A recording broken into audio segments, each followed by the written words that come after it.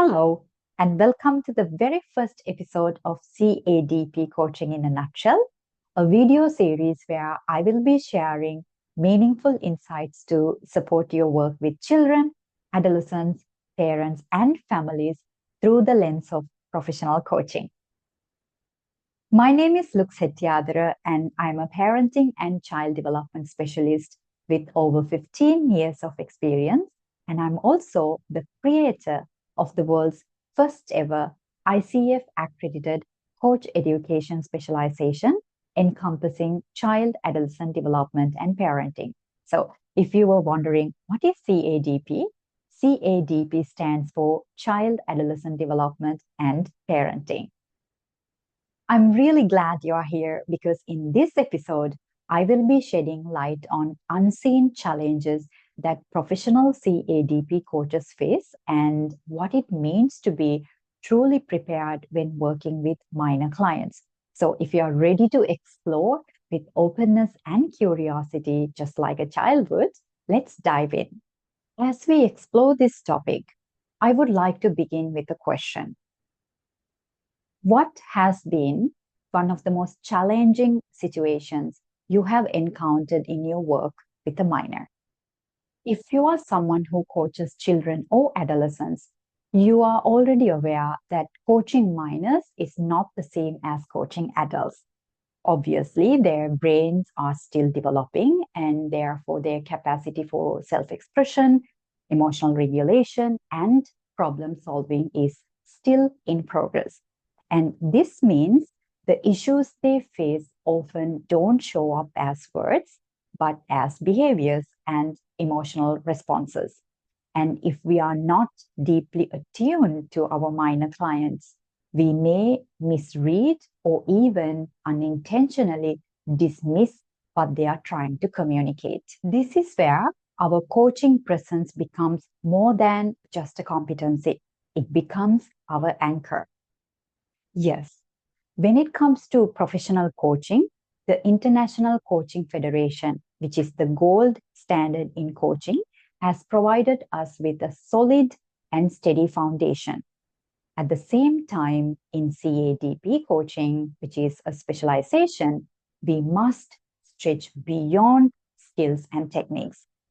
We must move from doing to being to cultivating a presence that is calm, co-regulated, and grounded. When I said moving from doing to being, what did that mean? I have seen many coaches fall into the trap of doing coaching, applying tool after tool, method after method, model after model, especially when working with children. While tools, models, and all these methods can support the process, they are not the heart of it. What truly transforms a coaching space is our presence, our attunement, and our ability to be with the child exactly where they are. In my professional experience, I have learned that one of the most powerful things we can offer a young client is an authentic relationship. One that's age appropriate, of course, emotionally safe, and rooted in trust and ethical boundaries. When that space is created, the child begins to feel safe enough to explore, express, even make mistakes, and just be themselves. And that's where true growth begins.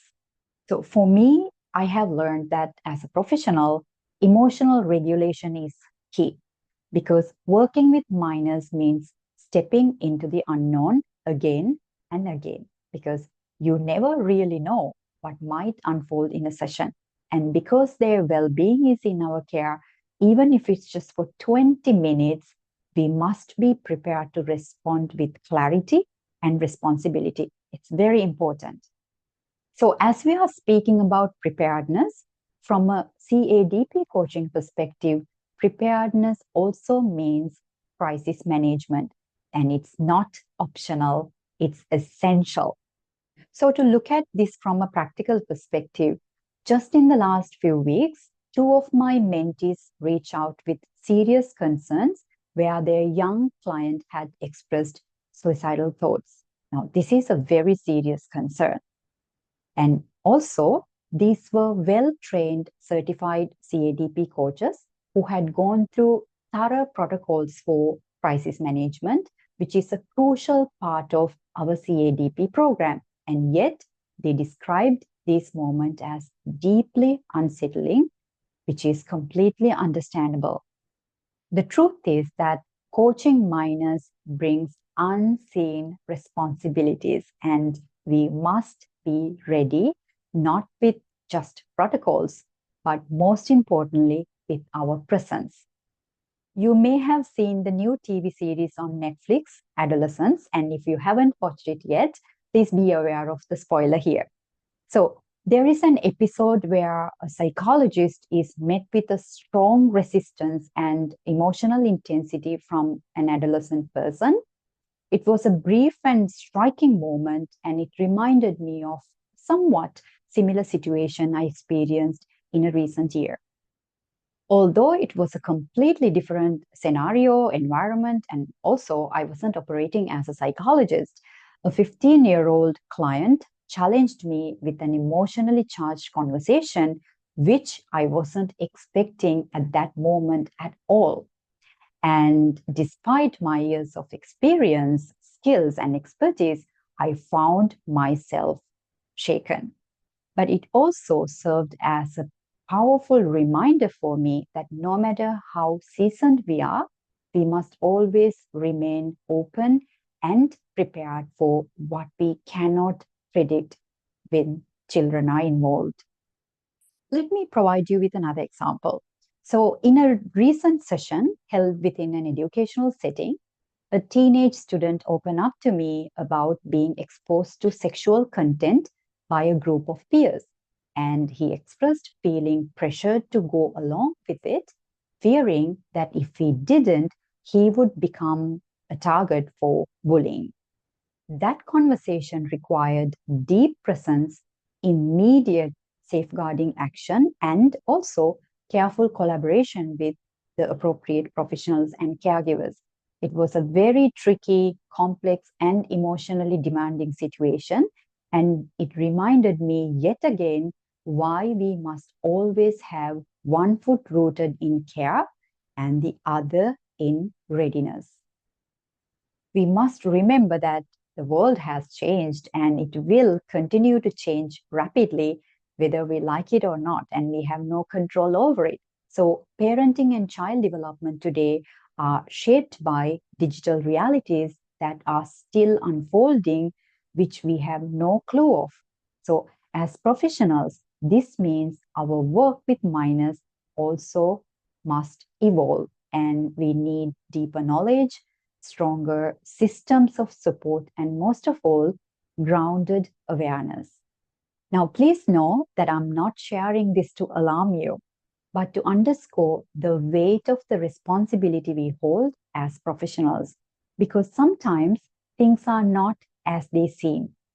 A child who is withdrawn may be battling in a storm. They may come across as someone who is quiet, well behaved, and so on, but we don't really know what is going on internally.